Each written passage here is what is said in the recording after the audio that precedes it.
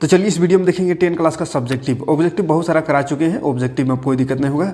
Subjective में आते हैं फटाफट। सब्जेक्टिव में भी कैसा कैसा क्वेश्चन रहता है सारा क्वेश्चन करा दे रहे हैं। देखिए अति लघु रहेगा जिसमें 7 क्वेश्चन रहेगा। पहला ग्रुप में सेक्शन ए में 7 क्वेश्चन, जिसमें से आपको 5 क्वेश्चन बनाना है। ठीक है, तो यहाँ 7 क्वेश्चन लेते हैं। कैसा कैसा कौन सा चैप्टर रहेगा उसको समझिएगा और ऐसे ही तैयारी करना है। ठीक है, जैसे पहला क्वेश्चन रहेगा अभाज्य गुणनखंड विधि द्वारा 96 और 404 का HCF याद करें और फिर इनका एलसीएम निकालें। तो इसी तरह का क्वेश्चन पहला नंबर में रहेगा। हाँ, यहाँ पे 96 की जगह 105 रह सकता है, 230 रहता है, कुछ भी हो सकता है, नंबर सिर्फ बदलेगा। क्वेश्चन यही रहेगा अभाज्य गुणनखंड विधि से HCF एलसीएम निकालने का। ठीक है, तो 96 का अभाज्य गुणनखंड करेंगे। अभाज्य गुणनखंड करने आता होगा इस तरह से, है ना, 200 होगा, 300 होगा, इस तरह से करके देखिएगा तो 2 का पावर 5 और 3 आएगा।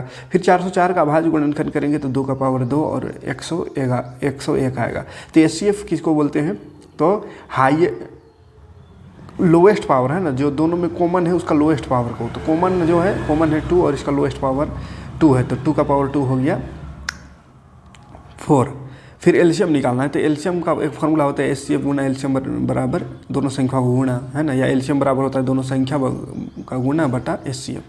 तो कोई भी फार्मूला से या फिर और भी एक तरीका बताएं जिससे भी बना सकते थे। ये फार्मूला से यहाँ बनाया हुआ है।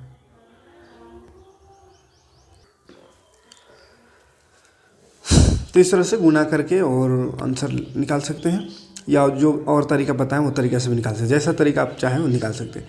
द्विघात बहुपद एक दिया हुआ है, इसका शून्य का निकालना है। शून्य का निकालने के लिए बोले पहला लास्ट को गुना करते हैं रफ में, तो 3 चौके 12 हो जाएगा। 3 चौके 12 होता है, 12x² होगा। फिर इसका बोले 2 भाग में तोड़ देना है, तो 4 तिया 12 होगा। और इसको जोड़ने या 4 तिया 12 हुआ, फिर जोड़ने या घटाने से इसके बीच में जो है आना चाहिए, बीच में 1 x -1, तो -4 + 3 करेंगे तो -1x आ जाएगा। ठीक है, यानी -x।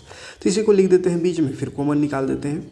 बहुत बार इस सबको बहुत बढ़िया से पढ़ाए हैं, बस यहाँ क्वेश्चन दिखा दे रहे कैसा क्वेश्चन रहेगा ना, बाकी समझाए हैं पूरा चैप्टर बढ़िया से।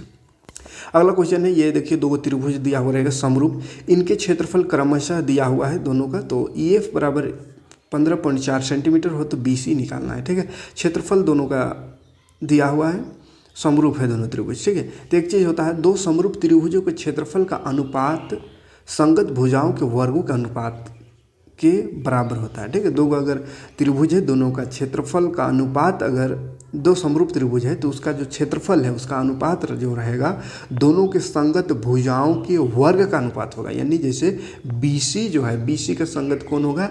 EF, तो BC² बटा EF² होगा। ठीक है, BC निकालना है, EF दिया हुआ तो इसी दोनों से होगा BC² EF²। तो बस वैल्यू रख देना है। त्रिभुज एरिया ऑफ त्रिभुज ABC, यानी ABC का क्षेत्रफल है 64, तो 64 ऊपर, और DEF का क्षेत्रफल 121, तो 121 नीचे। BC निकालना है तो छोड़ देना है। EF दिया हुआ 15.4, तो 15.4 का स्क्वायर।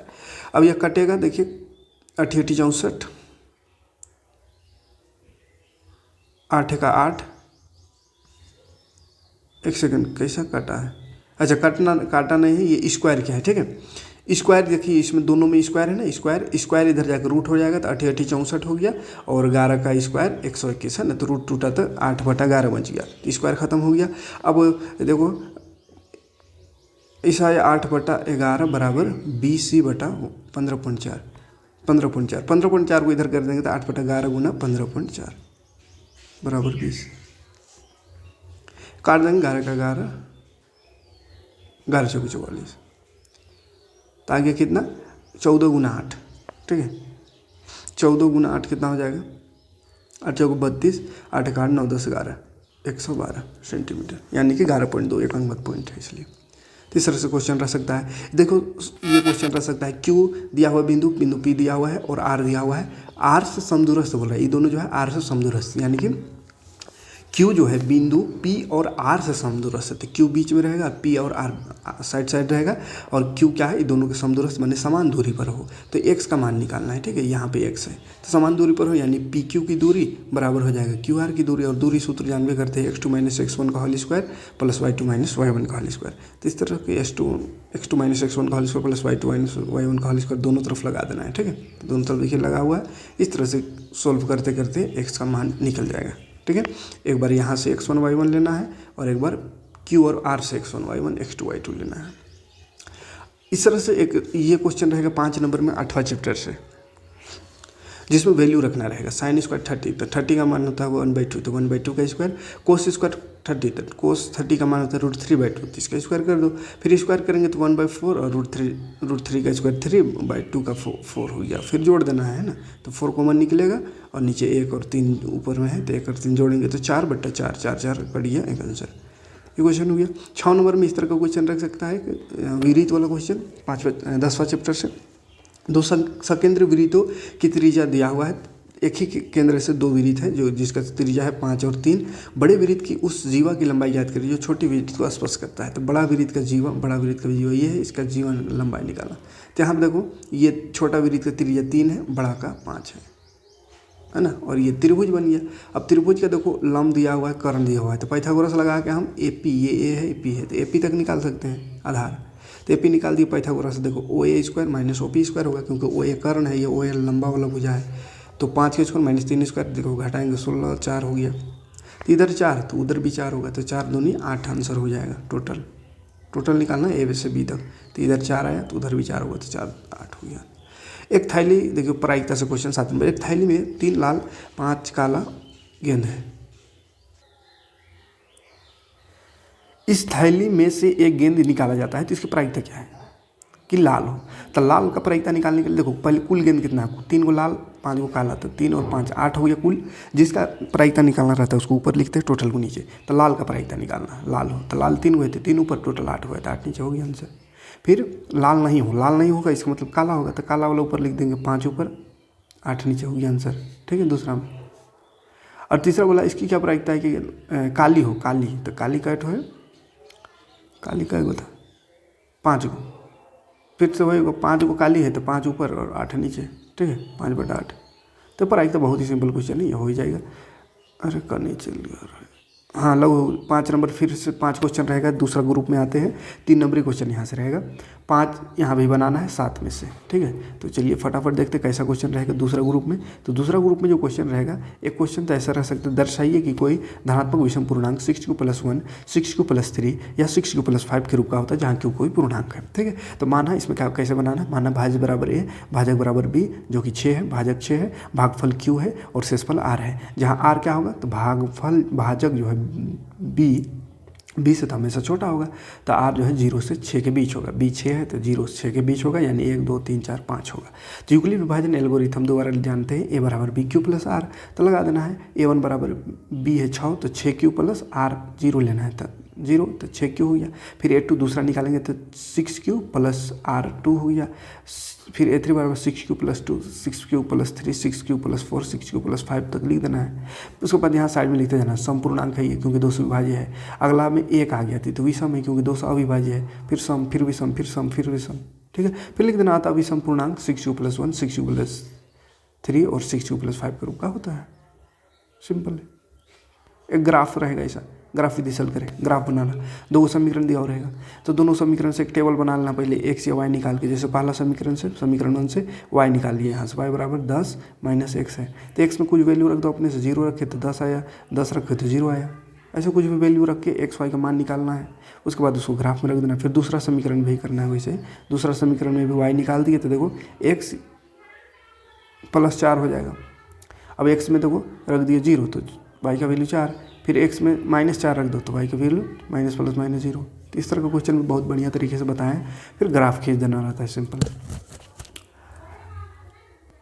कैसे खींचना है एक बार देख लेते हैं। x0 y 10 है, तो x0 यहाँ होगा, y 10, तो ये एक पॉइंट बना, x0 10।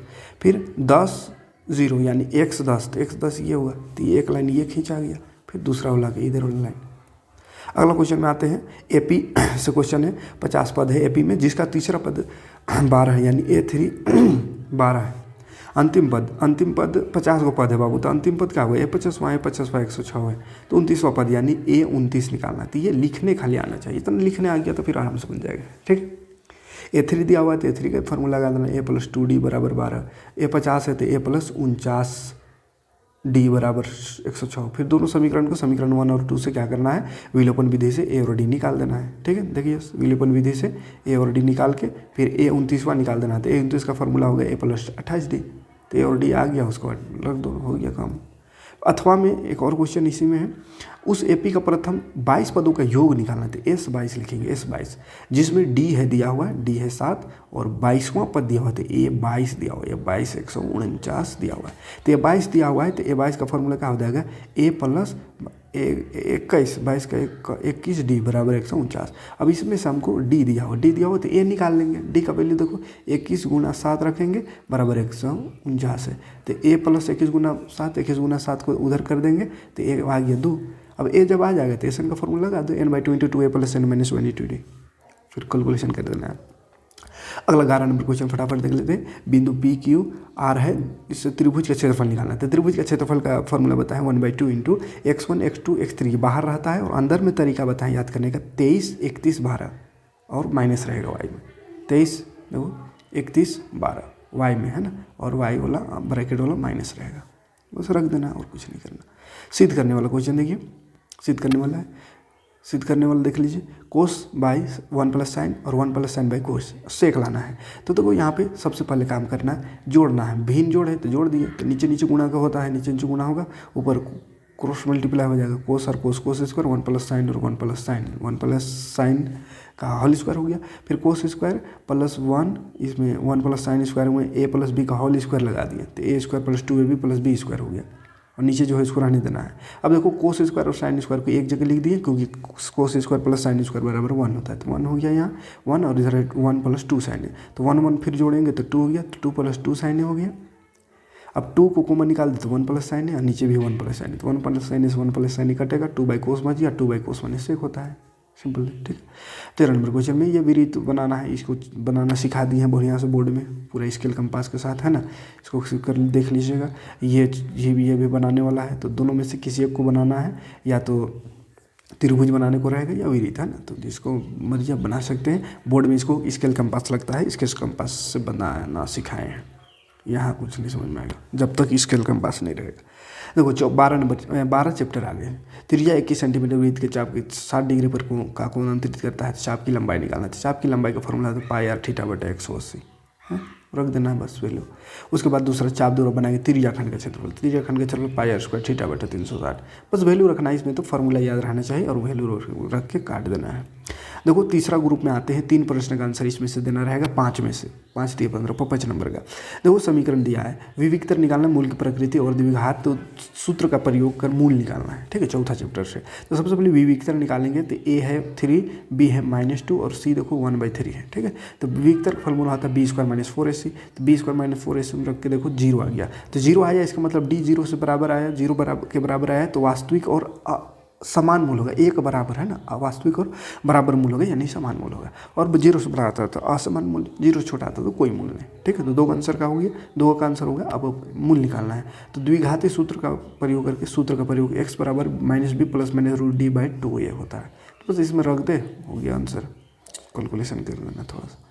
सिद्ध करने वाला क्वेश्चन देख लीजिए एक बार। सिद्ध करने वाला ये सिद्ध करना है, क्या क्या दिया हुआ है इसको लिख देना है, सिद्ध करना है उसको लिखना है, फिर रचना कुछ किए उसको लिखना है, प्रमाण लिखना है, और आगे बढ़ के ये सिद्ध करना है। स्क्रीनशॉट ले सकते हैं, सिद्ध करने वाला ज़्यादा उम्मीद है यही आएगा, ठीक है।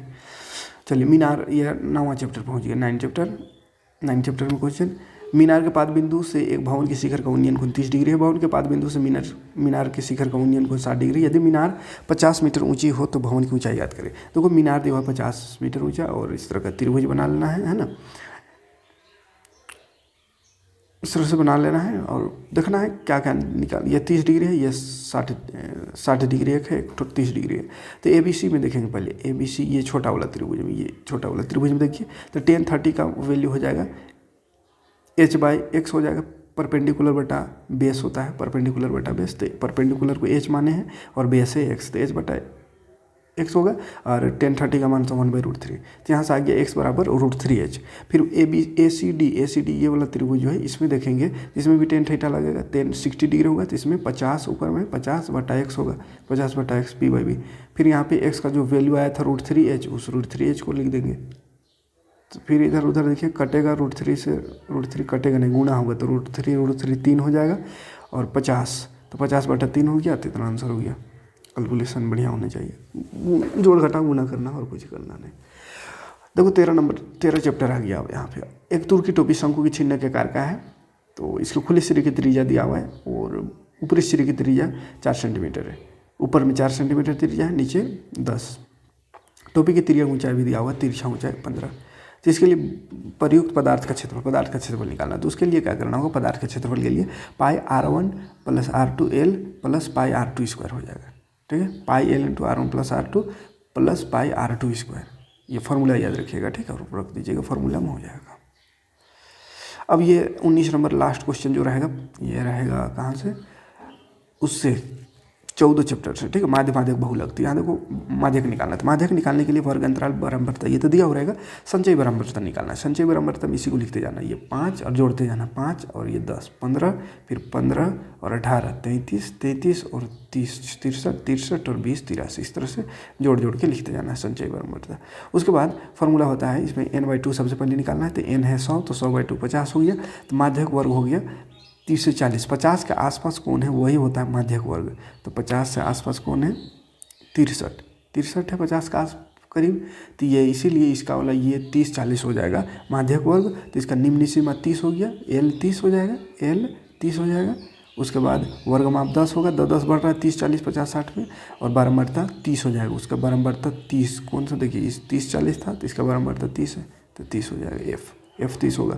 और फार्मूला ये होता है, और 30 से पहले वाला जो संचय बराबरता है उसको CF कहती है, ये वाला CF। ठीक है, तो ये सब लिख लेना है पहले।